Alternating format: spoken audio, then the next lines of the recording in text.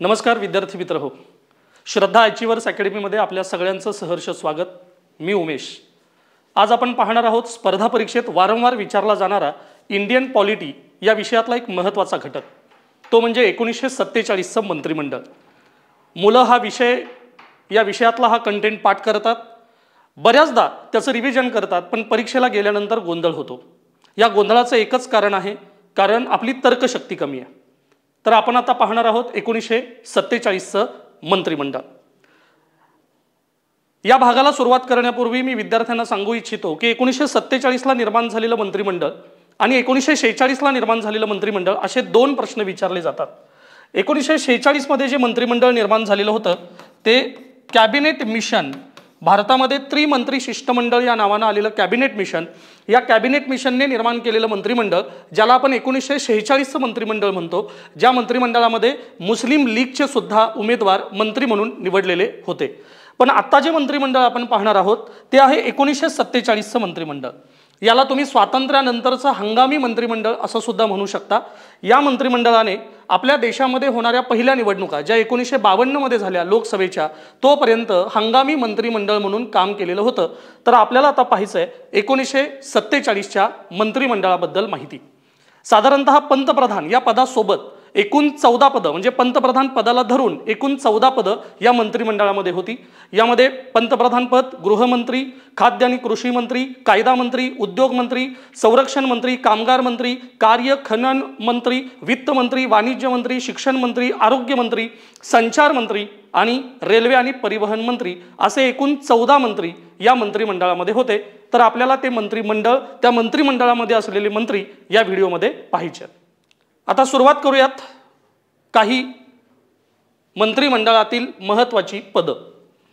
पहिलं पद आहे पंतप्रधान परकीय कामकाज आणि वैज्ञानिक शोध। मित्रहो, आपल्याला सगळ्यांना कल्पना आहे की भारताचे पहिले पंतप्रधान म्हणून ज्यांनी जबाबदारी निभावली ते आहेत पंडित जवाहरलाल नेहरू।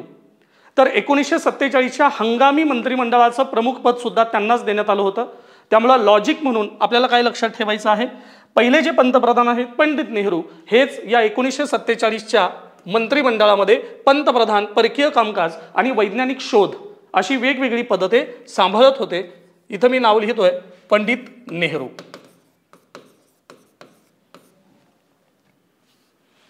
आता दुसरं मंत्रालय आहे गृहमंत्री, सूचना व प्रसारण मंत्रालय।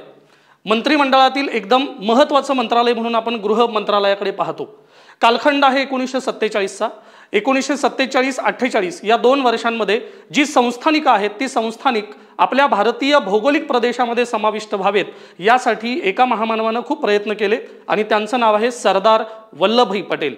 पंडित नेहरू आणि सरदार वल्लभभाई पटेल यांच्या जोडीनं क्रांतिकारी कार्य तेव्हा केलं होतं। तर पंतप्रधान पदावरती आहेत पंडित जवाहरलाल नेहरू, तर त्यांची सोबत करत आहेत गृहमंत्री या पदावरती असणारे सरदार वल्लभभाई पटेल।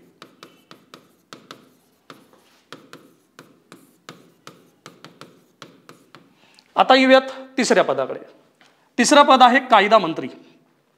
आता हे लक्षात कसं ठेवणार, तर आपल्या भारतासाठी केलेला सर्वोच्च कायदा ज्याला आपण म्हणतो संविधान, आणि त्या संविधानाचे शिल्पकार आहेत स्वतः डॉक्टर बाबासाहेब आंबेडकर। तर 1947च्या स्वातंत्र्यानंतरच्या पहिल्या मंत्रिमंडळामध्ये कायदा मंत्री म्हणून कोणी जबाबदारी सांभाळली, ज्यांनी देशाचा कायदा लिहिला, आणि त्यांचं नाव आहे डॉक्टर बाबासाहेब आंबेडकर।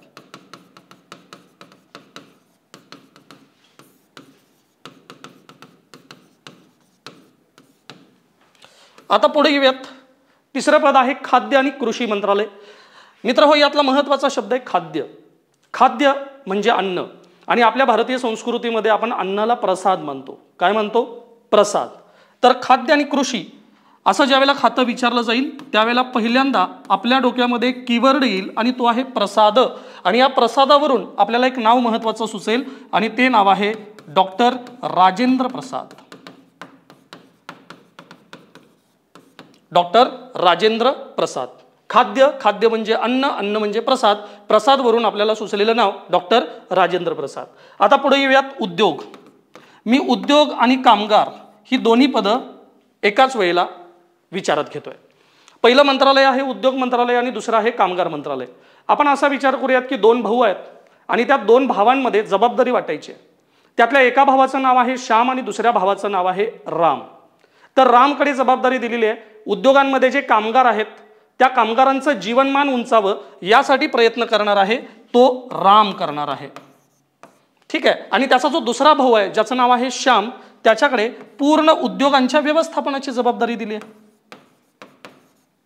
म्हणजे आपण या दोन पदांच्या बाबतीत विचार काय केला, उद्योग आणि कामगार दोन भाऊ आहेत, पहिला भाऊ आहे श्याम, त्याच्याकडे जबाबदारी दिली उद्योगाची, दुसरा भाऊ आहे राम, त्याच्याकडे जबाबदारी दिली कामगारांच्या व्यवस्थापनाची। तर यावरून आपल्याला दोन नावं कळाली, एक आहे श्याम आणि दुसरा आहे राम। यावरून या पदावरती असलेले मंत्री आपल्याला सहज लक्षात ठेवता येतात।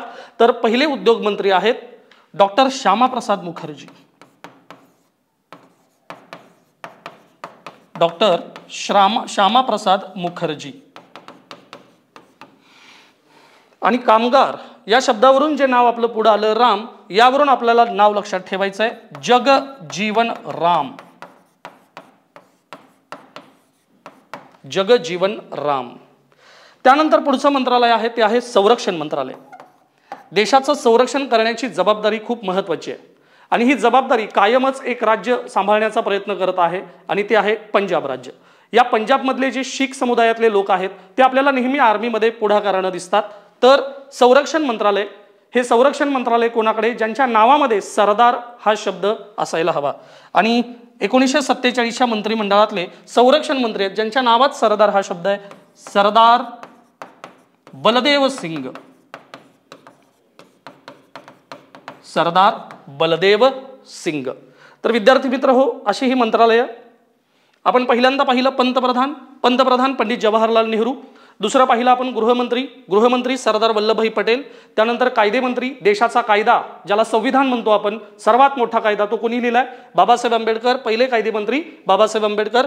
खाद्य आणि कृषी मंत्रालय, खाद्य म्हणजे अन्न, अन्न म्हणजे प्रसाद, म्हणजे नाव समोर आलं डॉक्टर राजेंद्र प्रसाद। उद्योग मंत्रालय, उद्योग आणि कामगार मंत्रालय आपण भावाभावांना दिलं, त्यातल्या एका भावाचं नाव श्याम, दुसऱ्या भावाचं नाव राम। उद्योग मंत्रालय दिलं श्याम म्हणजे डॉक्टर श्यामाप्रसाद मुखर्जी आणि कामगार मंत्रालय दिलं राम म्हणजे जगजीवन राम। संरक्षण मंत्रालय, संरक्षणाची जबाबदारी आपण लक्षात ठेवलं पंजाबमधले सरदार, म्हणून इथं शब्द आला सरदार आणि त्यावरून आपल्याला नाव लक्षात राहील सरदार बलदेव सिंग। यानंतर मित्र हो आपण पुढच्या मंत्रालयाकडे येऊयात। पुढचं आणि महत्त्वाचं मंत्रालय आहे ते आहे वित्त मंत्रालय। अर्थ मंत्रालय किंवा वित्त मंत्रालय कुठल्याही मंत्रिमंडळातलं अत्यंत महत्त्वाचं पद। इथं माणूस अत्यंत हुशार हवा, म्हणून या पदावरती जी व्यक्ती आहे ती अत्यंत हुशार, मद्रासमध्ये जन्माला आलेली, मद्रासमध्येच त्यांचं शिक्षण पूर्ण झालेलं आणि अत्यंत विद्वान म्हणून त्यांना ही जबाबदारी दिली असं आपण लक्षात ठेवू। नाव आहे R.K. षण्मुगन शेट्टी,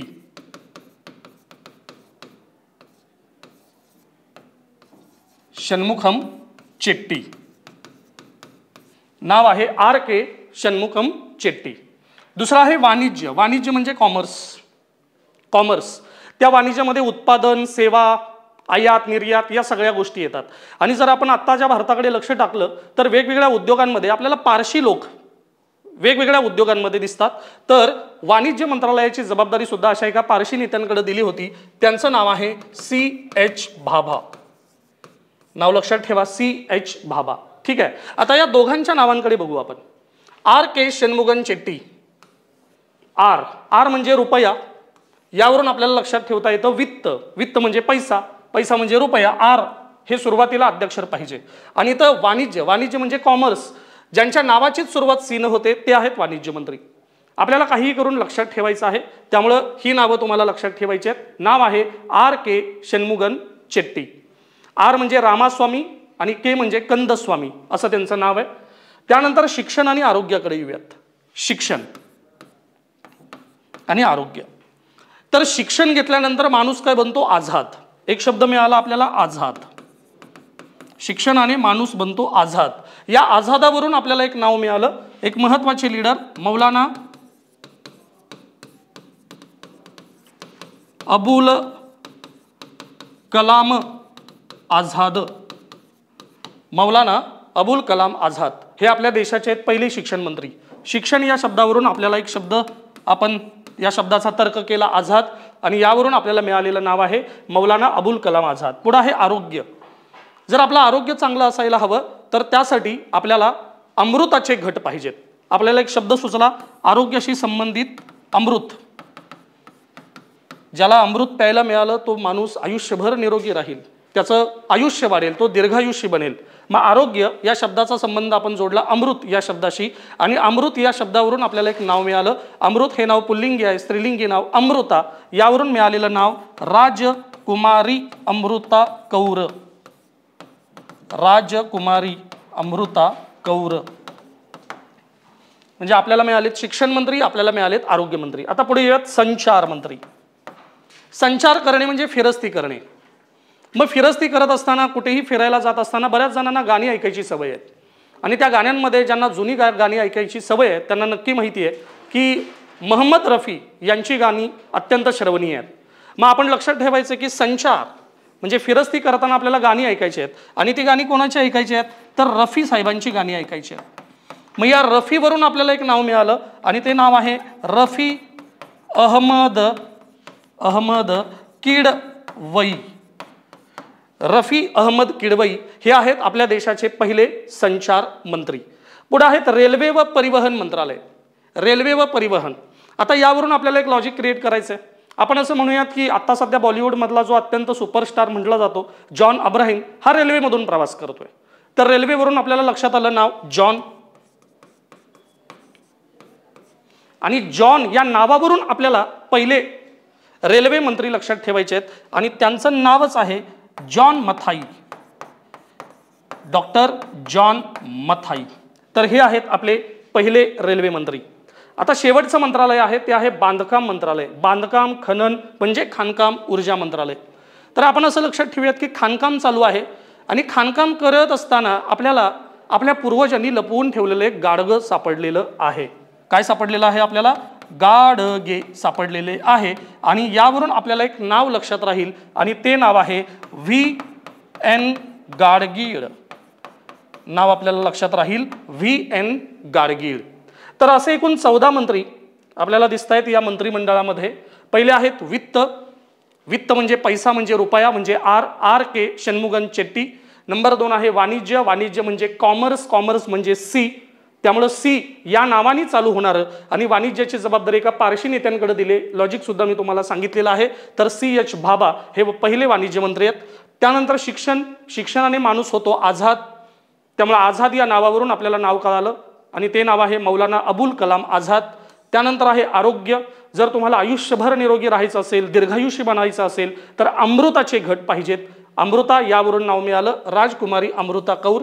संचार, संचार म्हणजे फिरस्ती, आणि फिरस्ती करत असताना गाणी ऐकायची सवय, रफी यांची गाणी आपण ऐकतो, त्यावरून रफी अहमद किडवई। रेल्वे आणि परिवहन, रेल्वेमध्ये बसून कोण निघालाय तर जॉन अब्राहम, तर यावरून आपल्याला नाव मिळालं जॉन मथाई। आणि बांधकाम खनन किंवा खाणकाम ऊर्जा मंत्रालय, खाणकाम चालू असताना आपल्याला सापडलेलं आहे गाडगे, आणि यावरून आपल्याला नाव मिळालंय VN गाडगीळ। तर विद्यार्थी मित्रहो, ही आहे यादी आपल्या देशातील 1947च्या पहिल्या मंत्रिमंडळाची, ज्याचं नेतृत्व केलेत पंडित जवाहरलाल नेहरू जे पंतप्रधान होते। गृहमंत्री आहेत सरदार वल्लभभाई पटेल। अन्न म्हणजे खाद्य आणि कृषी मंत्रालय आहे डॉक्टर राजेंद्र प्रसाद। कायदे मंत्री आहेत डॉक्टर बाबासाहेब आंबेडकर। उद्योग मंत्री आहेत डॉक्टर श्यामाप्रसाद मुखर्जी। कामगार मंत्रालय आहेत जगजीवन राम। संरक्षण मंत्री आहेत सरदार बलदेव सिंग। त्यानंतर बांधकाम खनन ऊर्जा मंत्रालय आहे VN गाडगीळ। शिक्षण मंत्रालय आहे मौलाना अबुल कलाम आझाद। आरोग्य खात्याची जबाबदारी राजकुमारी अमृता कौर। या पहिल्या महिला केंद्रीय कॅबिनेट मंत्री आहेत। इंडियन पॉलिटीमध्ये तुम्ही तो भाग शिकताच। वित्त मंत्रालय आहे RK षण्मुगन चेट्टी। वाणिज्य मंत्रालय आहे CH भाभा। संचार मंत्रालय आहे रफी अहमद किडवई, आणि रेल्वे परिवहन मंत्रालय आहे जॉन मथाई। वेगवेगळ्या परीक्षांना हा प्रश्न वारंवार विचारला जातो। या व्हिडिओचा नक्कीच तुम्हाला फायदा होईल अशी अपेक्षा आहे। या YouTube चॅनलवर येणाऱ्या काळात वारंवार आपण भेटत राहू। जर तुम्हाला कुठला पेपर सोडवत असताना किंवा कुठल्या महत्त्वाच्या परीक्षेला हा प्रश्न आला आणि तुम्हाला या ट्रिकचा फायदा झाला तर कमेंट करायला विसरू नका। धन्यवाद।